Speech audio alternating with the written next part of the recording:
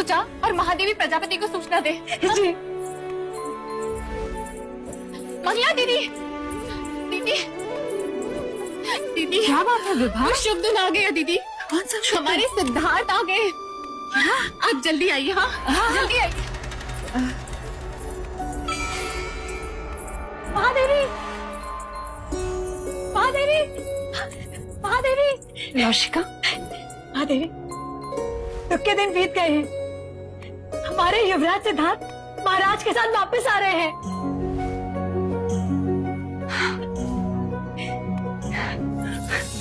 विभा, विभा, सुना तूने?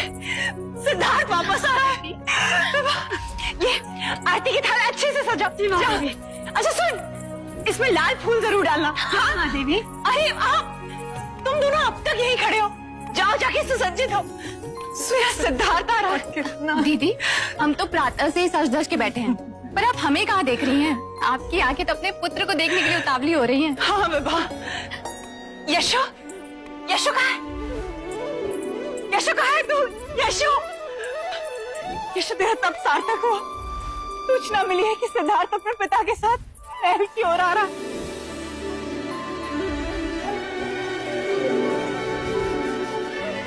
यशो, मैं चाहती हूँ कि जब सिद्धार्थ आए तो उसका स्वागत सबसे पहले तू करे, उसकी पहली आरती तू ही उतारे।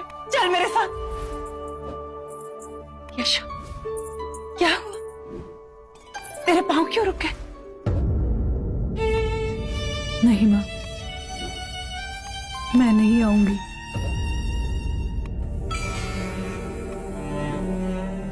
यदि वो पूछे तो उनसे कहिएगा कि वो मुझसे मिलने यहाँ आए। यशोधरा, इतना अभिमान? ये अच्छी बात नहीं है। कोई और बात है क्या तेरे मन में? यशु, मेरे सिद्धार्थ को क्षमा कर दे, मत रूठ उससे। महादेवी जल्दी कीजिए, युवराज सिद्धार्थ महल के द्वार पर पहुंचने ही वाले हैं। यदि आप यहीं खड़ी रही और उन्होंने आपको अपने सामने ना पाए तो? चलिए चलिए दीदी, यदि यशोधरा की यही इच्छा है तो सिद्धार्थ उससे यहीं आके मिल लेगा। महादेवी जल्दी कीजिए, यदि हम यहीं पे खड़े रह गए तो पता चला कि सिद्धार्थ स्वयं यहीं पर आ गया।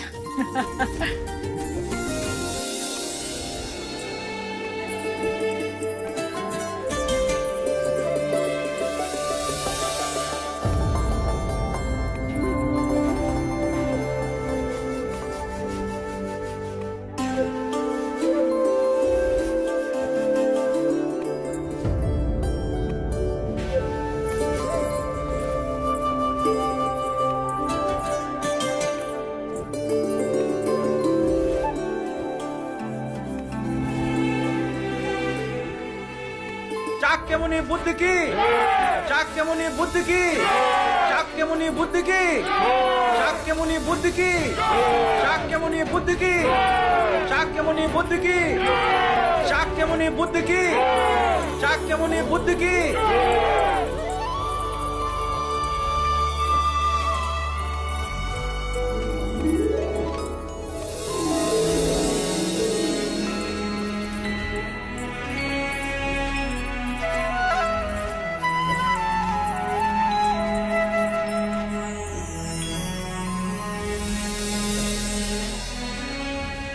तुम्हारे माँ के आनंद की सीमा दे, नंगे पैर दौड़ आई।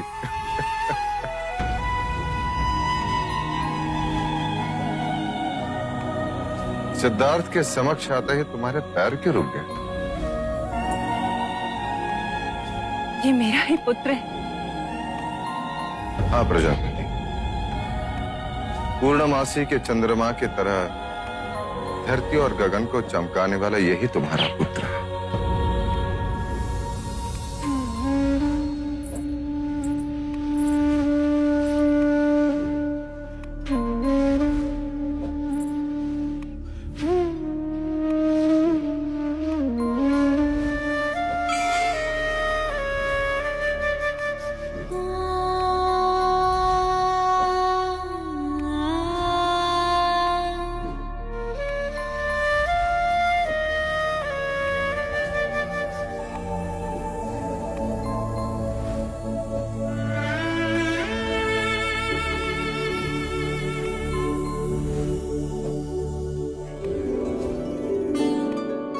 मुझे तो लगा आप मुझे पहचानेंगे भी नहीं।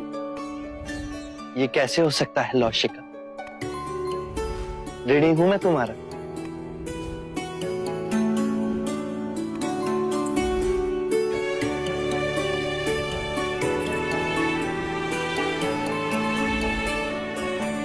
महादेवी, युवराज को काला टीका लगा दे, कहीं इन्हें आप ही की दृष्टि ना लग जाए।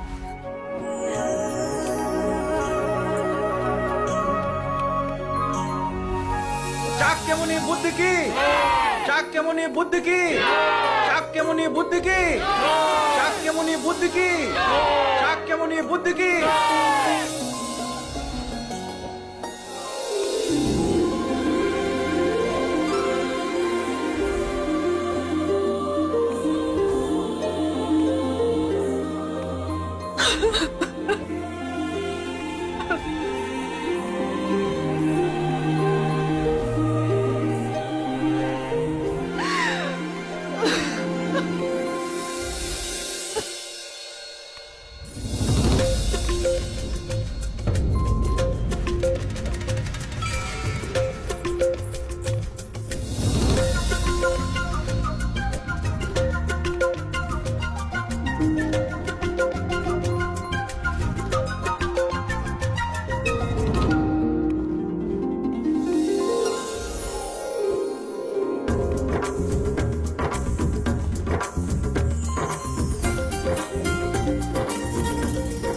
क्या मैं आपको पिता बुला सकता हूँ?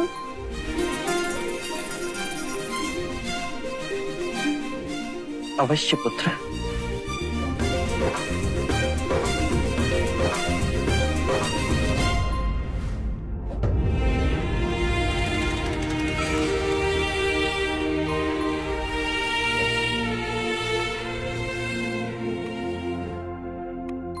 आप मुझे भूल तो नहीं गए? मैं अपने पुत्र राहुल को कैसे भूल जाता?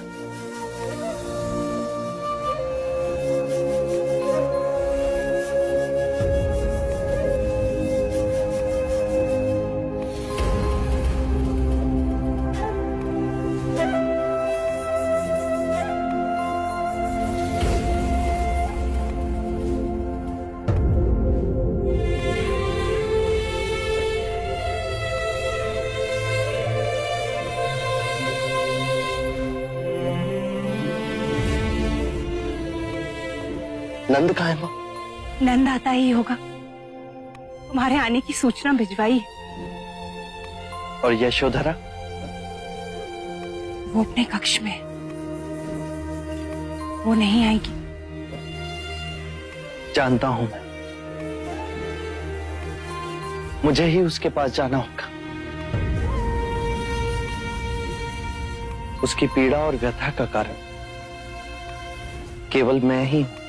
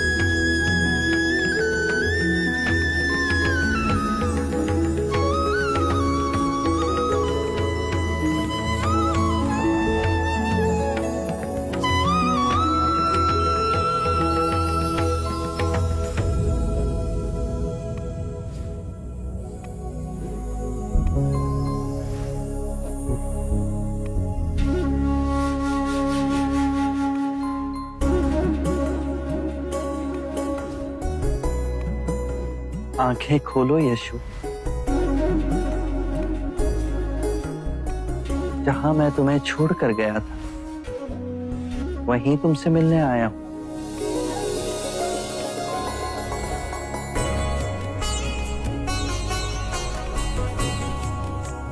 तुम्हें दिया हुआ वचन पूर्ण करने आए।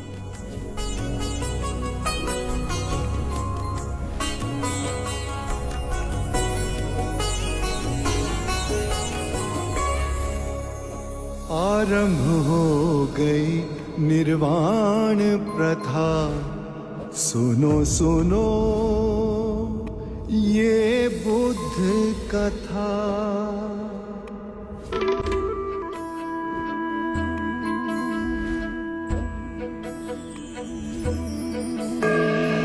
सत्य कथा,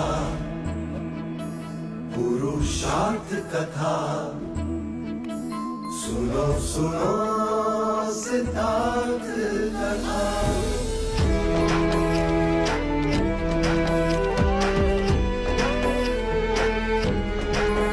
संसार में दुख का कारण क्या,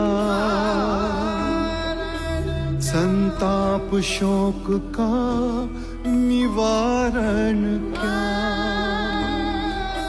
संसार में दुख का कारण क्या, संताप शोक का निवारण क्या।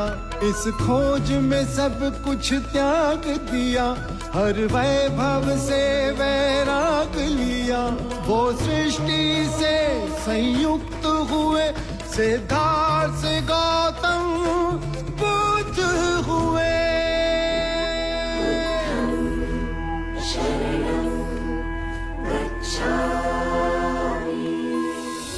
आंखें खोलो यशु।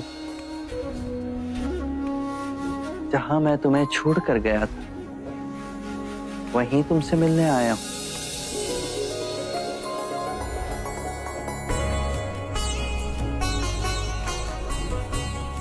तुम्हें दिया हुआ वचन पूर्ण करने आया हूं। यशोधरा की व्यथा अब हमसे नहीं देखी जा रही है। नारी का धैर्य और निस्वार्थ ऐसा उज्ज्वल रूप मैंने कभी नहीं देखा। जब उसे ज्ञात हुआ कि तुमने धरती को अपना बिछाना बना दिया है तो उसने भी धरती को अपना सैया बना दिया। गहने और रेशमी वस्त्र त्याग दिए और उसने भी गिरवा पहन लिया। जब उसे पता चला कि तुम एक ही बार भोज करते हो, उसने भी एक ही बार भोज करना शुरू किया।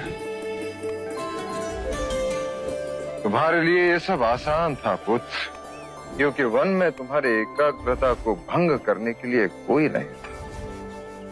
परंतु यशोधरा इसी संसार में, इसी वैभव में, इसी ऐश्वर्य में ये सब कर पाई।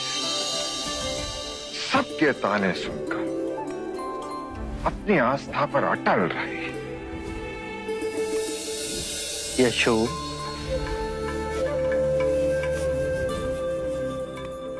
आप तो मुझे गोपा कहकर पुकारते थे। यशो का संबोधन तो पराया लगता है।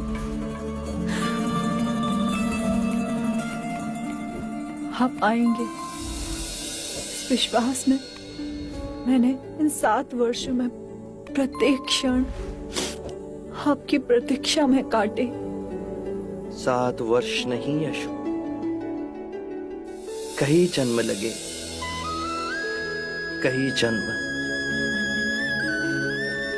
तब मुझे संबोधि प्राप्त हुई। मेरे हृदय में बिल्कुल भी शंका ना उठी। आप में वो सारे गुण थे जो आपको बौद्धिस्त्व बनाते। आइए,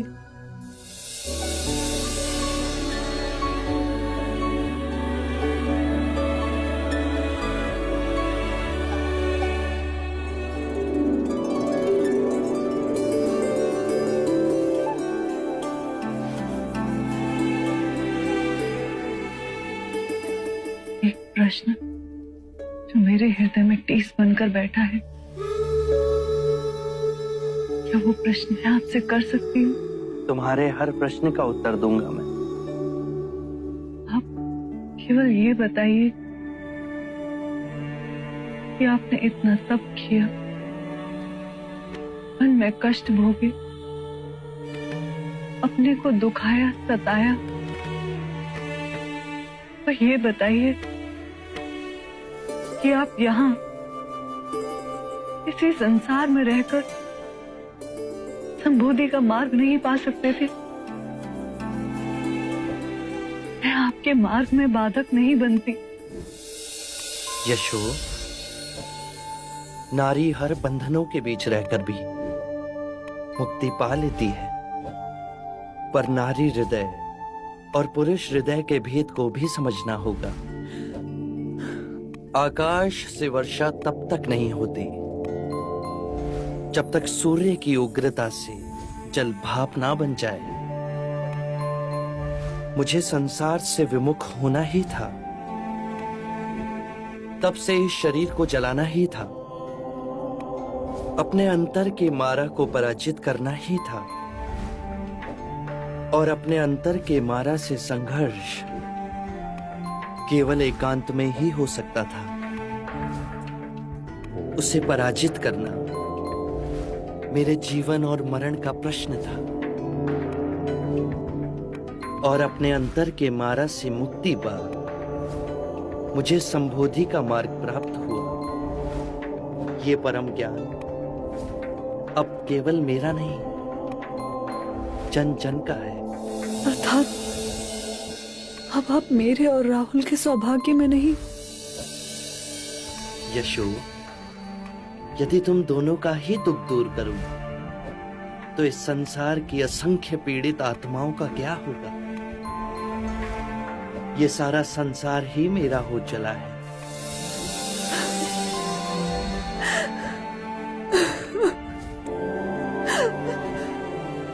तुम्हारा हृदय बहुत बड़ा है, उसे छोटा मत करो यशो।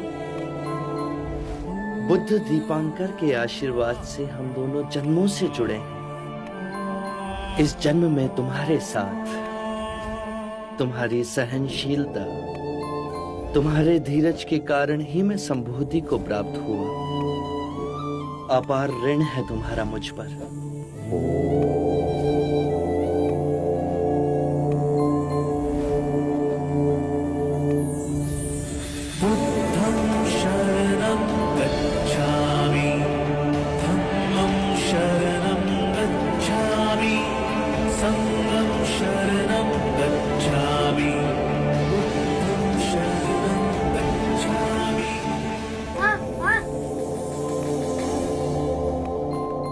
पिताजी, दादा महाराज आपकी भोजन पे प्रतीक्षा कर रहे हैं।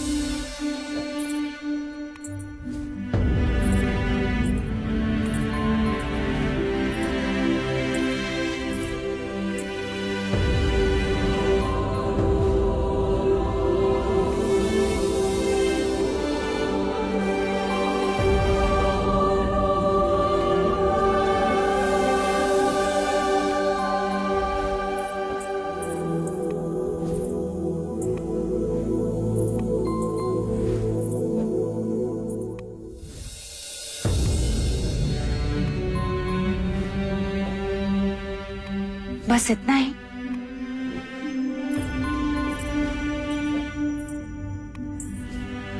मिष्ठान नहीं लोगे?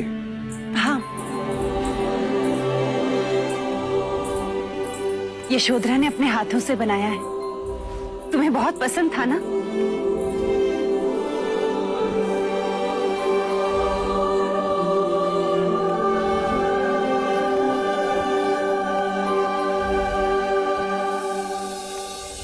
संन्यास मनुष्य से क्या क्या करवा देता है। किसी को तो अपनी सारी प्रिय वस्तुओं तक को त्याग।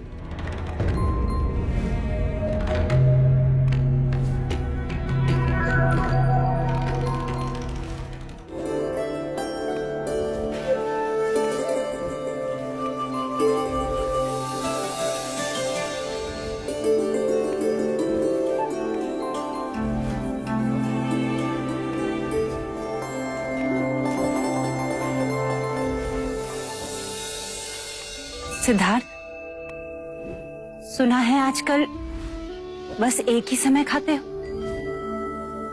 तुमने मिठाई भी ऐसे खाई जैसे भिक्षा।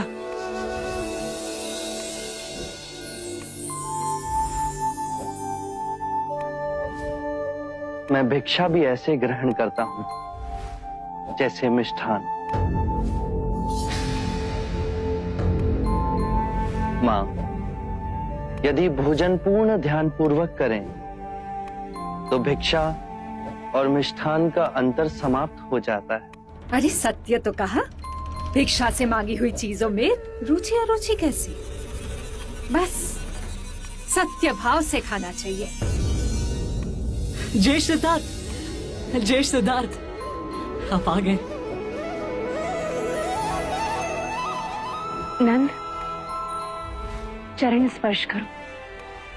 अभी केवल तुम्हारे ज्येष्ठ ने, बुद्ध भी है।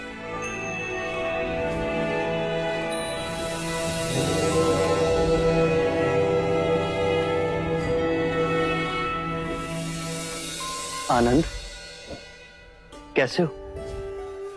सिद्धार्थ, अब हमें भी तुम्हें बुद्ध कहने का प्रयास करना होगा। काल का चक्र देखो, अब तुम हमारे होकर भी हमारे नहीं। मैं इस मार्ग पर चल सका, उसके लिए मैं इस परिवार की 3 स्त्रियों का बहुत आभारी हूं। मां, आपने कष्ट, त्याग सब किया। अपने ममता की शीतल छाया का आंचल मेरे सिर पर रखा। इस मार्ग पे आपका आशीर्वाद हमेशा मेरे साथ था। बहुत बहुत आभार।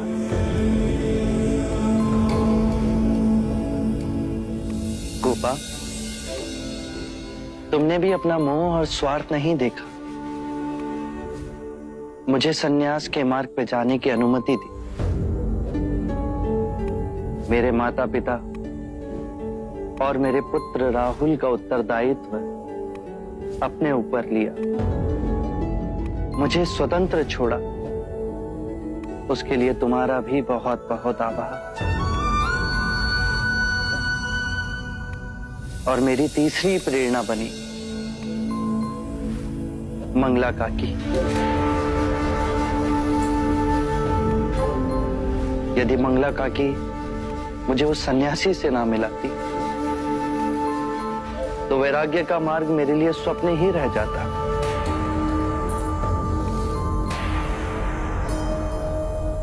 मंगला काकी ने मुझे वास्तविक संसार दिखाया, जो दुख और पीड़ा से भरा है। और उन्हीं के कारण मेरे हृदय में प्रश्न उठे, जिनका उत्तर खोजना मेरे जीवन का लक्ष्य बना।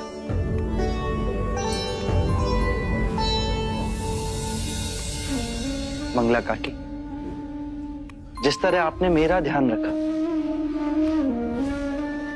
उसी तरह आप मेरे पुत्र राहुल का भी ध्यान रखेंगी।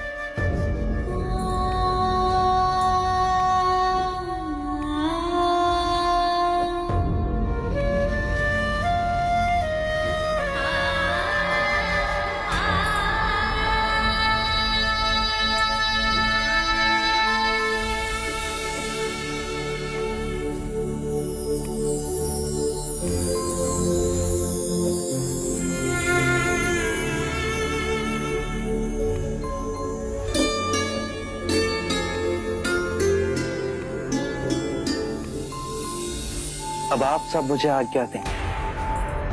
मुझे निगरोध वन की ओर प्रस्थान करना है।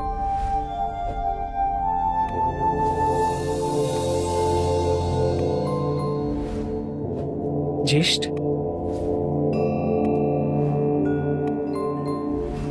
क्या हम आपके साथ निगरोध वन में रह सकते हैं?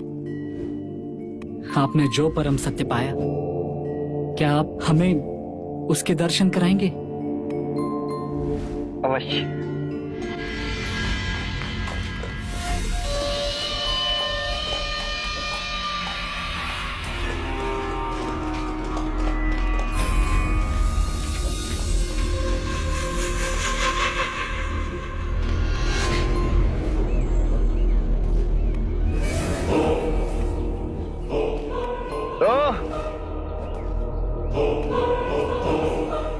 तो 7 वर्षों के पश्चात ये पाया तुमने, हाँ?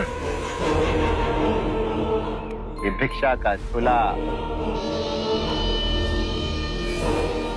खुरदरा वस्त्र, नग्न पांव और अपने जैसे भगोड़ों का साथ। वो का है? भिक्षाम देहि। देवदत्त, विवेक से बात करो। ये अब सिद्धार्थ नहीं रहे, ये बुद्ध है। इनके कोटि कोटि अनुयायी है जो इनकी वाणी को 10 दिशाओं में फैला रहे हैं। अच्छा, तो बुद्ध जी अपने ज्येष्ठ के एक प्रश्न का उत्तर दीजिए। 7 वर्षों तक आपने पाया क्या?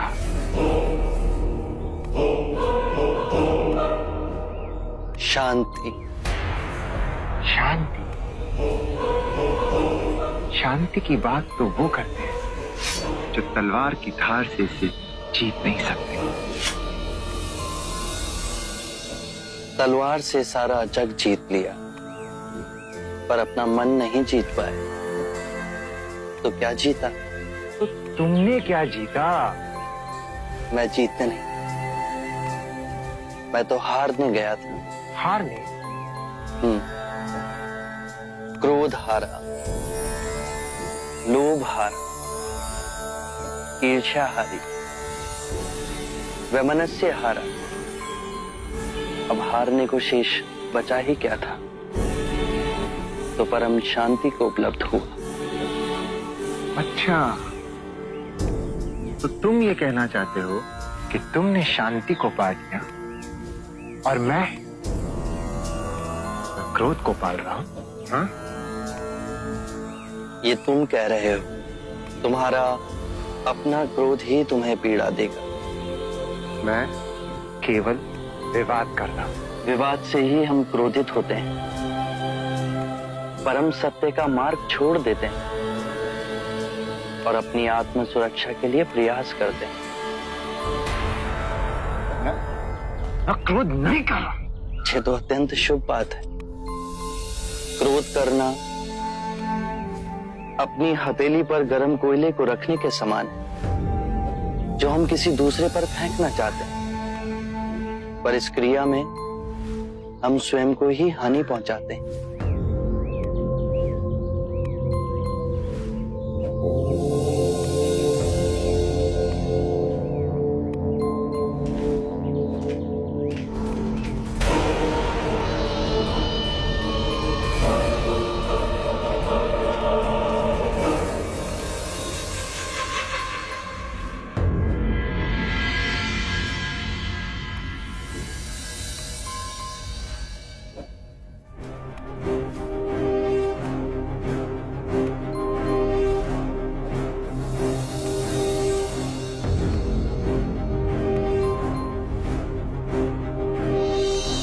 आपको देने के लिए इसके सिवा और कुछ नहीं।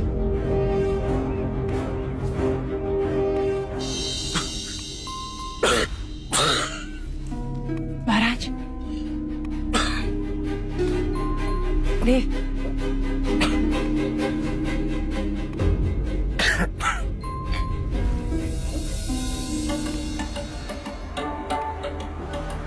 अब आप विश्राम कीजिए।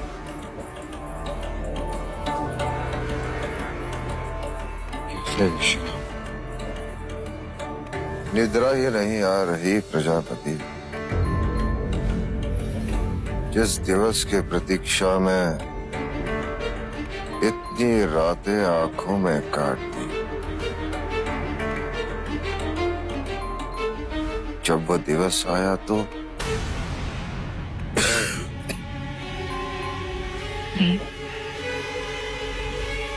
मैंने सिद्धार्थ को जन्म नहीं दिया,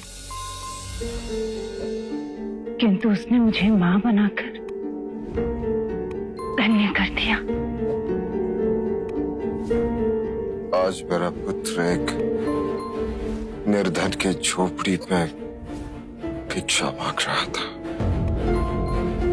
उसी राज्य में भिक्षा मांग रहा था जिस राज्य का वो सम्राट है, स्वामी है।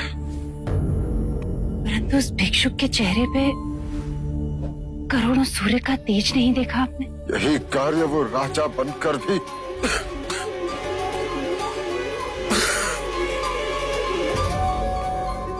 परंतु बुद्ध बन पूरी मानवता को उभारेगा। पूरे विश्व में उसकी कीर्ति होगी,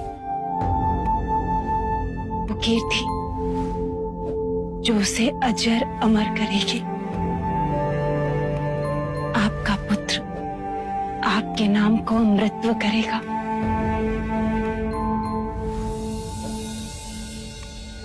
माँ, मेरे पिताजी जैसा कोई नहीं इस पूरे कपिल वस्तु में। वो सबसे भिन्न है। वो कैसे? राजमहल वालों जैसे नहीं है वो। ना कीमती वस्त्र, ना तलवार, ना करके चलना, और वो उन सबसे अधिक शक्तिशाली है। हाँ, वो सबसे अधिक शक्तिशाली है। जानते हो क्यों? क्योंकि तुम्हारे पिताजी ने स्वयं को जीत लिया। जिसने सारे संसार को जीत लिया पर स्वयं को नहीं जीता, उसने कुछ नहीं जीता। पर जिसने स्वयं को जीत लिया, समझो उसने सारी सृष्टि को जीत लिया। माँ, क्या मैं पिताजी के साथ रह सकता हूँ? मैं तुम्हें कैसे रोक सकती हूँ? तुम तो उनके उत्तराधिकारी हो। उत्तराधिकारी वो क्या होता है? जब पिताजी से मिलोगे तो उन्हीं से पूछ लेना, और जो भी तुम्हारे मन में आए स्वयं मांग लेना। माँ, कल चलेंगे पिताजी से मिलने? हाँ।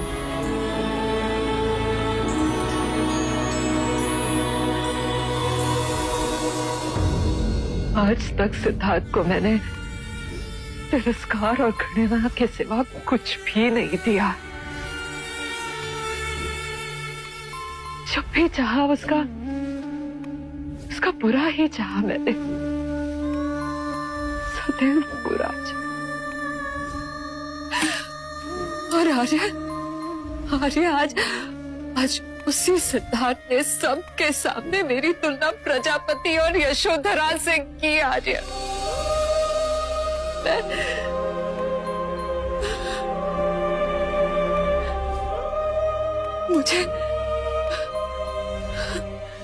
मुझे उतना ही सम्मान दिया। अरे मुझ जैसी को इतना सम्मान मैंने तो कभी भी उसका भला नहीं चाहा। हमेशा उसका अशुभ ही चाहा है। और सिद्धार्थ ने कहा कि उसके सफलता का यश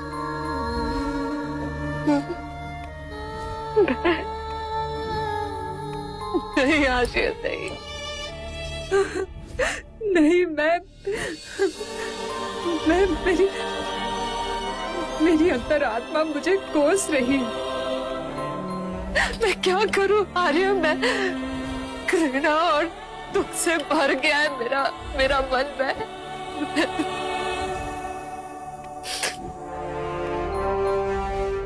मेरे मन पे भी सिद्धार्थ की अमिट छाप बन गई। अब समझ में आया कि सिद्धार्थ तो किसी और ही मिट्टी का बना हुआ, और हम हैं कि कभी सिंहासन के आगे सोच भी नहीं सके। वो सिंहासन जो सिद्धार्थ के लिए पाना बहुत सहज था, वो एक क्षण में उसे छोड़कर चला गया। हम इतनी सी भी बात समझ नहीं पाए बंगला, और पाप पे पाप करते रहे। सच कहा था अजातशत्रु ने। सिद्धार्थ सम्मोहन की विद्या सीख कर आया है। देखो, मेरे माता पिता को देखो, कैसे दुख में मुंह लटकाए ग्लानि में डूबे बैठे हैं।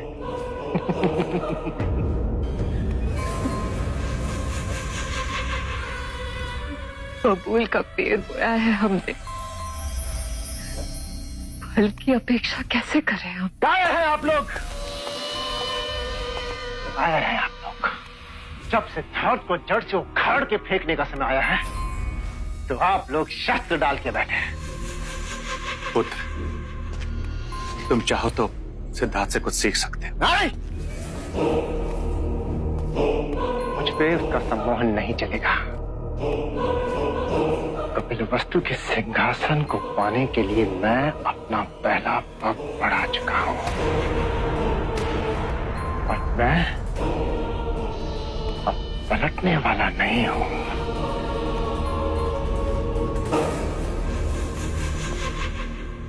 मेरी सेना वेश बदलकर अजातशत्रु की सहायता के लिए पहुंच चुकी है, और अब अजातशत्रु मेरा ऋणी है, और मैं जब चाहूं कपिल वस्तु के सिंहासन को घेर लो, महल को चारों ओर से। महाराज बिंबिसार को बंदी बना हमारे सामने लाया जाए। फैल जाओ महल के कोने कोने में और ढूंढ निकालो महाराज को।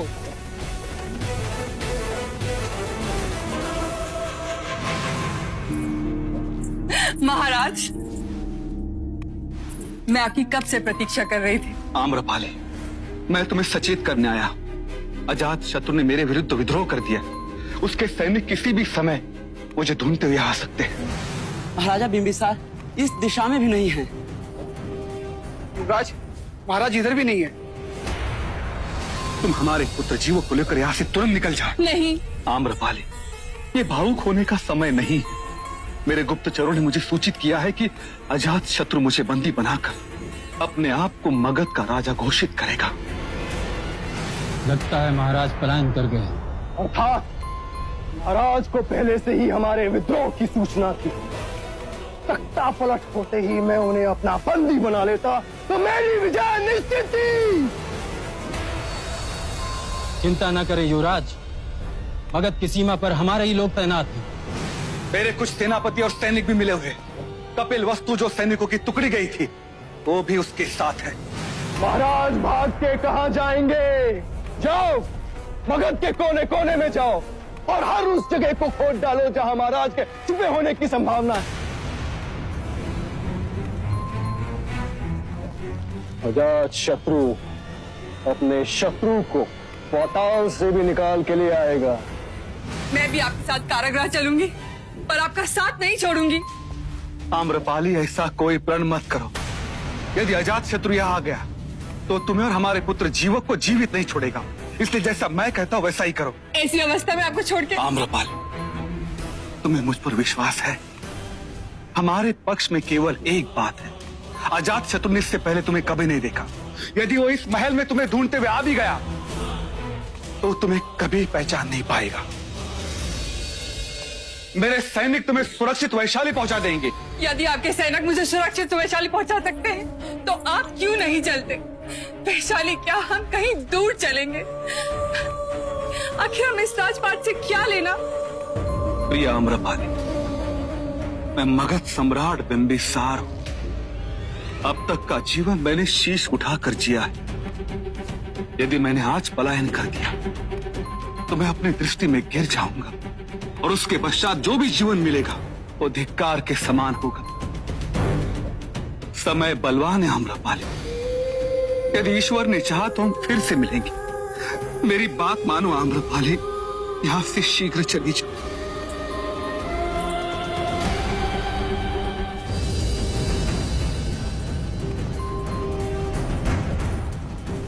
युवराज, हमने मगध का कोना कोना छान मारा, महाराज कहीं नहीं मिले। प्यासी थी मेरी तलवार महाराज के रक्त की, तुम महाराज कायर ही निकले। मेरा सामना तो करते। मगध नरेश बिंबिसार कायर नहीं है। पितृघात के प्यासे आंखें खोल और देख कौन आया है।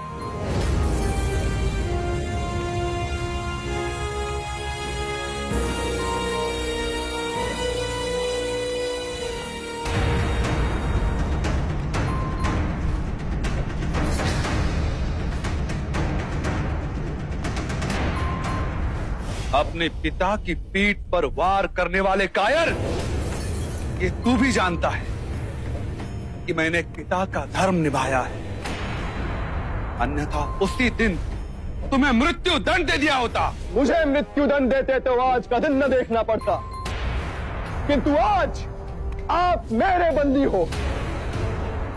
आज जोड़ के अपने जीवन की प्रार्थना करेंगे या शूरवीर होने का ढोंग करेंगे, ये निश्चय मैं आप पे छोड़ता हूं। अजात शत्रु, मुझे तुम पर दया आती। तुमने मुझे बंदी बनाया, मैं स्वयं चलकर तुम्हारे पास आया हो। बुद्ध का अनुयायी बनने के बाद मैंने अपने मन के हर भय पर विजय पा ली है।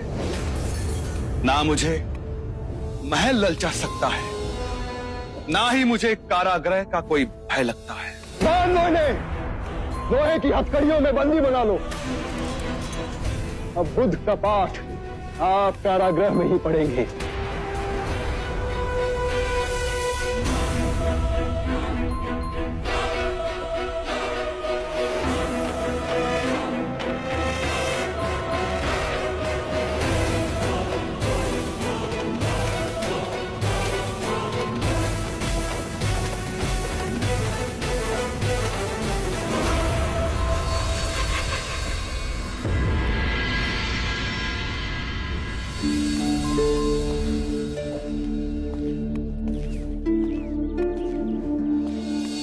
प्रणाम देवी, प्रणाम युवराज, आइए।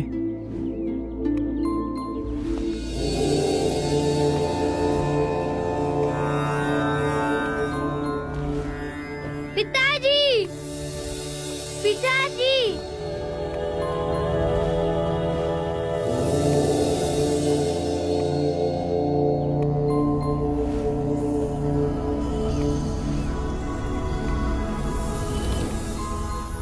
नंद और अनंत काका कहाँ है पिताजी? अमात्य आज दीक्षा ले भिक्षुक बन रहे हैं। वो दोनों उसी प्रक्रिया को देखने गए। मैं भी देख सकता हूँ? आइए।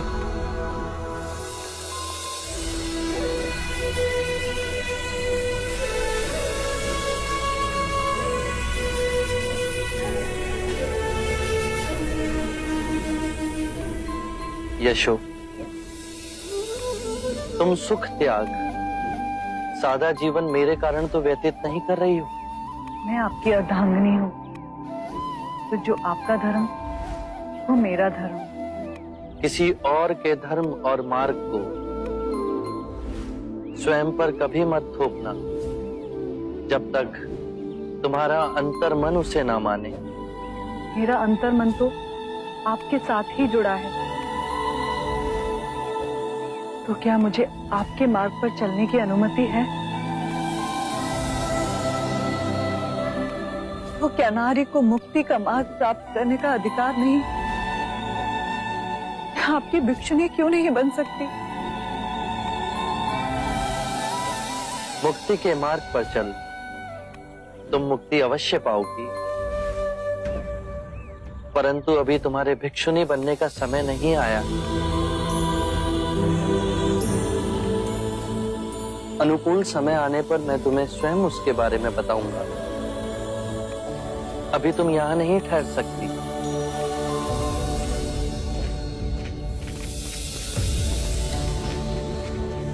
क्या मैं आपके साथ रह सकता हूँ?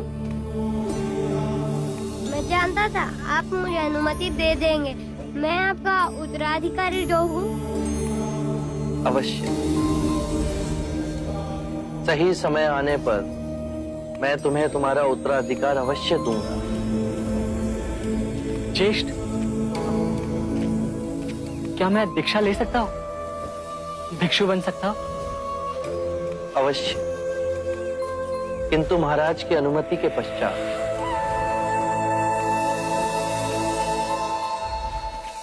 नंद में संकल्प शक्ति का अभाव है, जो जीवन के किसी भी निर्णय को लेने के लिए आवश्यक है, चाहे वो राजा बने या भिक्षु।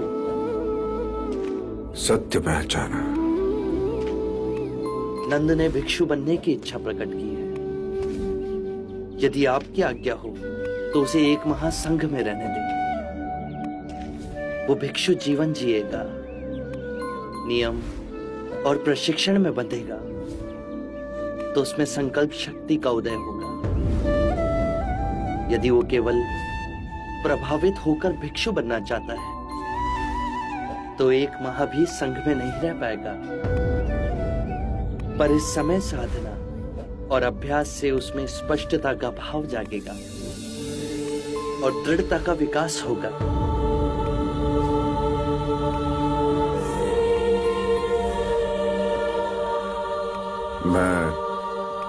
मैं तुम्हें अनुमति देता हूं। एक बात और पिताजी, मेरा यहां से प्रस्थान का समय हो गया है। अगले सप्ताह मैं कौशल की ओर प्रस्थान करूंगा।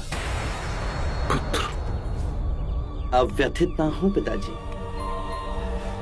मैं पुनः कपिलवस्तु लौट कर आऊंगा।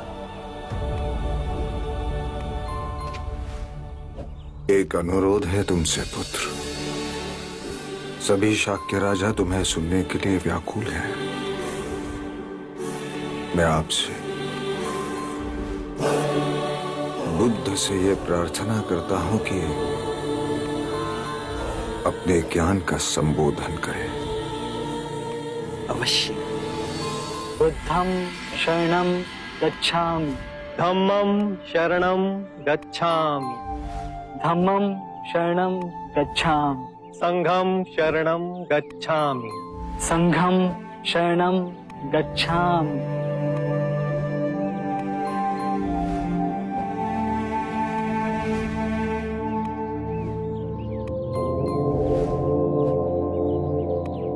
नंद,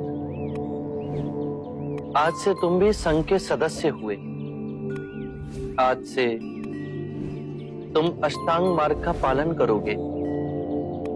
ध्यान में मध्य में स्वयं को केंद्रित करोगे। भिक्षा पात्र ले सभी भिक्षुओं की तरह आज से तुम भी भिक्षाटन करोगे। मैं पूर्ण प्राण लगाकर ध्यान उपलब्ध करूंगा और केवल आपके बताए हुए मार्ग पर ही चलूंगा। पिताजी, अब नंद काका सदैव आपके पास ही रहेंगे, तो मुझे भी दीक्षा दे दीजिए। तुम्हें भी दीक्षा दी जाएगी। तुमने मुझसे अपना उत्तराधिकार मांगा था, अब उसे देने का समय आ गया है। बुद्ध, इस अबोध बालक को हम भिक्षु कैसे बना सकते हैं? राहुल को अभी केवल दीक्षा के लिए तैयार होने का अभ्यास कराया जाएगा। जब ये बड़ा हो जाएगा तो इसे पूर्ण दीक्षा दी जाएगी। अभी केवल उसे नवदीक्षित की प्रतिज्ञा मात्र ही लेनी। मैं राहुल को स्वयं नवदीक्षित की प्रतिज्ञा दूंगा।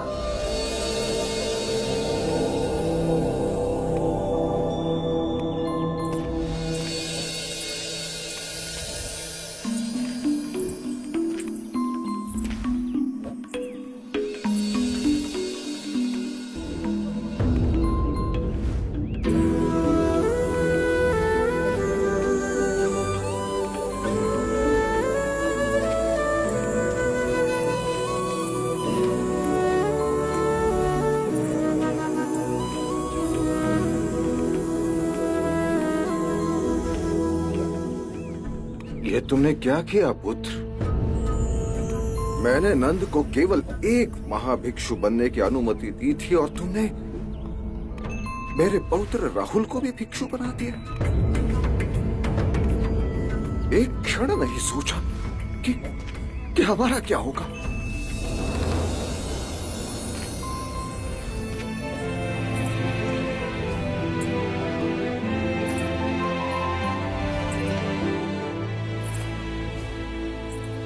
जब तुम सन्यासी बनकर घर त्याग कर चले गए, मैंने अतः वेदना और कष्टों में दिन काटे। तुम तो सर्वज्ञानी हो, मेरे जैसे साधारण व्यक्ति का दुख तुम अवश्य भाप लोगे। मैं सांसारिक हूं, मेरे लिए पिता, दादा, पौत्र सब रिश्तों का महत्व है। एक विनती है तुमसे, भविष्य में किसी अबोध को दीक्षा देने से पूर्व उनके प्रियजनों की आज्ञा अवश्य लेना। पिताश्री, जब राहुल ने मुझसे दीक्षा लेने का आग्रह किया तो मैं पिता होते हुए भी एक क्षण को विचलित नहीं हुआ, क्योंकि ये मार्ग तुम्हारा स्वयं चुना हुआ है। इस मार्ग पर केवल दो ही भूल हो सकती। एक, इस मार्ग को पूरा तय ना करना, और दूसरा, उसे आरंभ ही नहीं करना। परंतु राहुल ने अपना पहला पग तो रख ही दिया है। मेरा मार्ग कोई संगठन नहीं, मेरा मार्ग कोई सिद्धांत नहीं, मेरा मार्ग केवल स्वयं की अनुभूति है, स्वयं का अनुभव। परंतु तुम्हारी जीवन की अनुभूति हमसे विभिन्न कैसे? क्योंकि मेरी निद्रा टूट गई, मैं अपने जीवन को जागरूक होकर जी रहा हूं। मैं अपने जीवन को हर क्षण में केंद्रित हो उसके चमत्कारों को देख रहा हूं। मेरे अंतर में ना तो कोई पिपासा है, ना ही कोई भय। तुम मुक्त हो, स्वच्छंद हो। पिताश्री, जीवन की इस पीड़ा और दुख से मुक्ति का मार्ग जिसे मैंने खोजा है, इससे मेरे ही परिवारजन अछूते रह जाए। यदि राहुल और नंद इस पथ पर चलेंगे, इसका अभ्यास करेंगे, तो परम ज्ञान का अनुभव स्वयं करेंगे। और यही परम ज्ञान मेरा उत्तराधिकार है, जिसे मैं बिना भेदभाव के सबको दूंगा।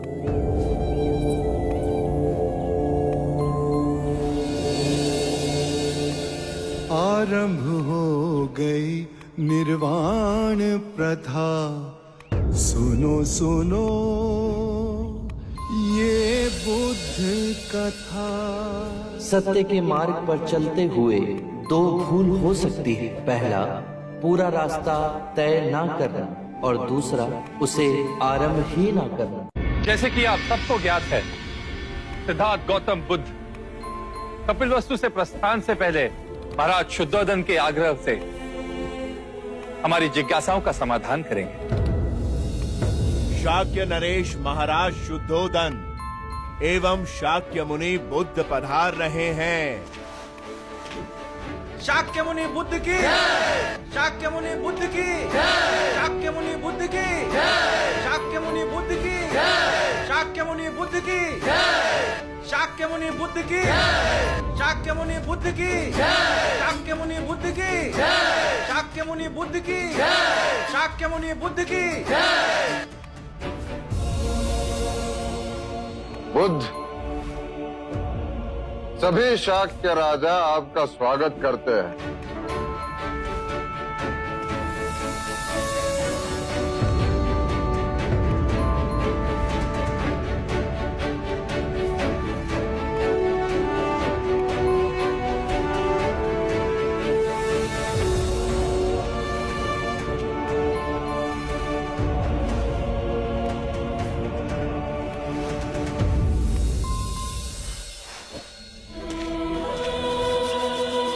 राजनीतिक जीवन में अर्थात प्रजा का शासन करने में आपका मार्ग हमें कैसे जागरूक कर सकता है? शासन ना करके। कृपया विस्तार से समझाएं।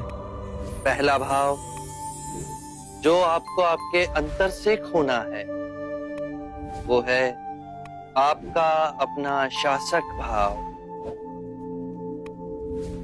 और जो भाव आपको अपने अंतर में जगाना है वो है मैत्री, पिता, भ्राता का भाव।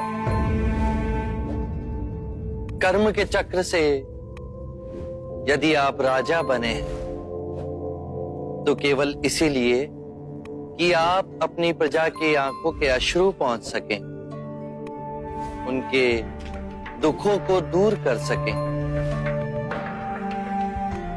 यही कृत्य आप अपने घरों में हर दिन करते हैं पिता बनकर। तो फिर आप सब ये भाव शासक बनकर क्यों नहीं करते?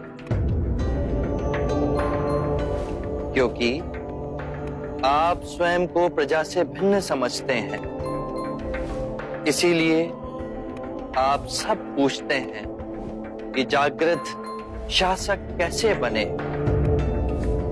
ये प्रश्न आप तब नहीं पूछते जब आप पिता बने थे कि हम पिता कैसे बने, क्योंकि वहां अपनत्व का भाव है। तो इसी भाव को और विस्तृत करें। सभी अपने हैं, सभी के दुख अपने हैं, सबको न्याय और आनंद देने का जो ये मार्ग आप सबको प्राप्त हुआ है उसे व्यर्थ ना गवाएं। शारीरिक रोगों और मानसिक दुखों से तो जन जन पीड़ित है, पर उनको आप सामाजिक न्याय देकर उनके जीवन को सुखमय तो बना सकते हैं। मैं इस क्षण को कदापि नहीं भूल सकता। आपने मुझे जगाया है। शाक्य मुनि बुद्ध की, शाक्य मुनि बुद्ध की, शाक्य मुनि बुद्ध की, शाक्य मुनि बुद्ध की, शाक्य मुनि बुद्ध की। आज आपने हमारे बंद हृदय का द्वार खोल दिया। आपका सूर्य जहां जहां चमकेगा वहां हर्ष और उन्नति परछाई बनकर आपके पीछे आएगी। आप स्वयं शाक्य के महाराज बनकर हमारा नेतृत्व करें तो जन जन का हित होगा महात्मन। आप हमें धन्य करें शाक्य मुनि बुद्ध। आप महाराज बने तो शाक्यगण की वृद्धि हो। आप हमारा नेतृत्व करें, आप हमारे राजा बने। हाँ हाँ हाँ हाँ हमारे राजा बने। हमारे राजा बने। आप हमारे राजा बने। आप ही सिंहासन के योग्य हैं। मैं इसी क्षण आपको कपिल वस्तु का महाराज घोषित करता हूं। शाक्य मुनि बुद्ध की, शाक्य मुनि बुद्ध की, शाक्य मुनि बुद्ध की। आभार आप सबका। आप सभी मुझे शाक्य का महाराजा बनाना चाहते हैं। धर्मयुक्त राजनीति का पालन करते हुए प्रजा का भला करना चाहते हैं। क्या आप लोग ये नहीं चाहते कि मैं इसी प्रकार समस्त मानव जाति का कल्याण करूं? यदि मैं शाक्य महाराजा बना तो केवल शाक्य गणतंत्र तक ही सीमित रह जाऊंगा, परंतु अब सारी मानव जाति मेरी है। मैं समस्त मानव जाति का हूं। मैं हर राजा, हर सम्राट से मिलूंगा, उन्हें धर्म के मार्ग का पालन करते हुए राजनीति करने को कहूंगा।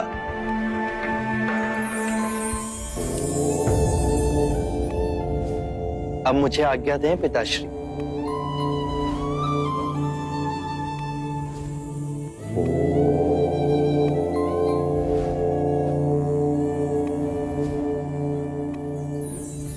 शाक्य मुनि बुद्ध की शाक्य मुनि बुद्ध की शाक्य मुनि बुद्ध की शाक्य मुनि बुद्ध की शाक्य मुनि बुद्ध की शाक्य मुनि बुद्ध की शाक्य मुनि बुद्ध की शाक्य मुनि बुद्ध की शाक्य मुनि बुद्ध की शाक्य मुनि बुद्ध की।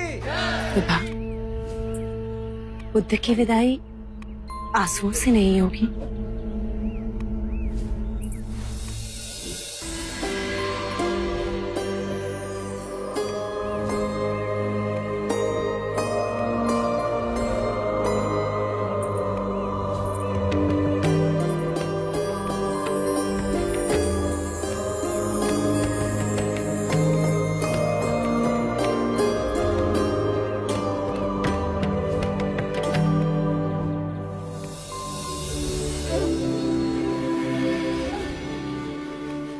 भले ही आपके साथ ना हूं, पर मेरा हृदय सदैव आपके साथ रहेगा।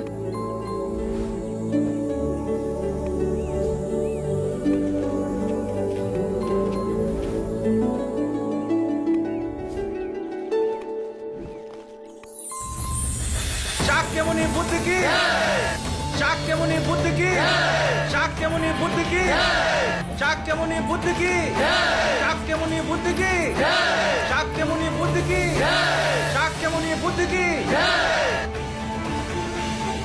बुद्धं शरणं गच्छामि धम्मं शरणं गच्छामि संघं शरणं गच्छामि बुद्धं शरणं गच्छामि।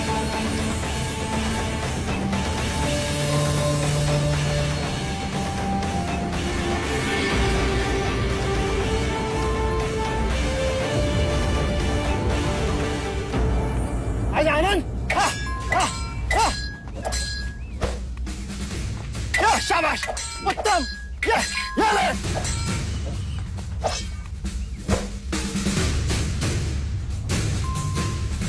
बहुत अच्छे आनंद, बहुत अच्छे। तू है मेरा शिष्य बनने योग्य। मैं तुझे तलवारबाजी का श्रेष्ठ योद्धा बनाऊंगा। ये लो मेरी ये तलवार आज से तुम्हारी हुई।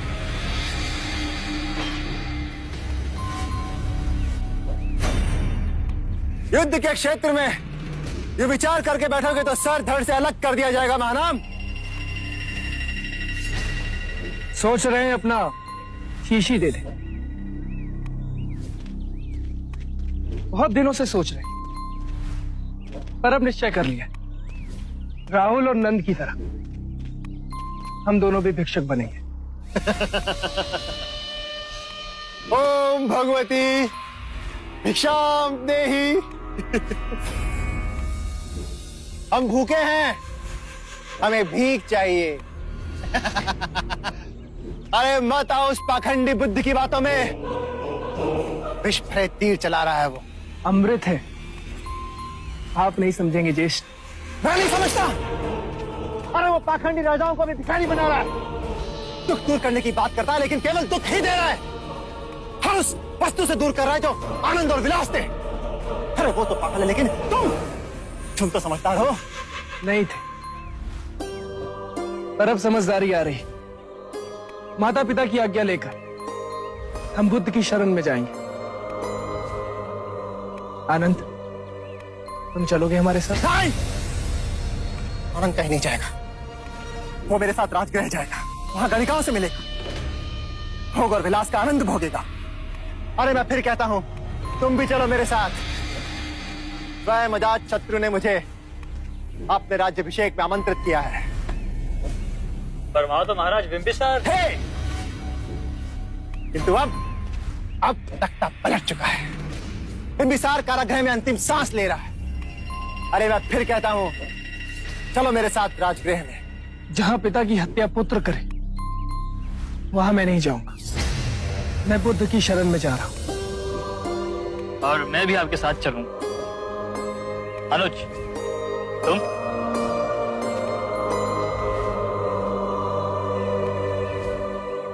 मैं भी आपके साथ जाऊंगा। अरे समझने की कोशिश करो।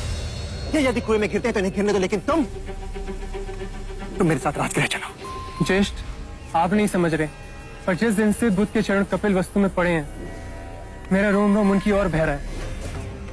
मैं तो नंद के साथ उसी क्षण संग में जाना चाह रहा था, पर संकोच में माता पिता से कह ना सका। पर अब मैं अपने मन में सब कुछ स्पष्ट कर चुका हूँ। मैं बुद्ध की शरण में ही जाऊंगा।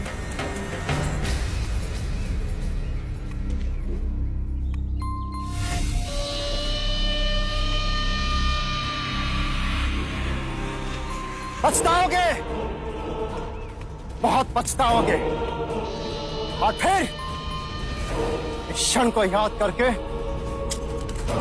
सोचोगे अपने आप को।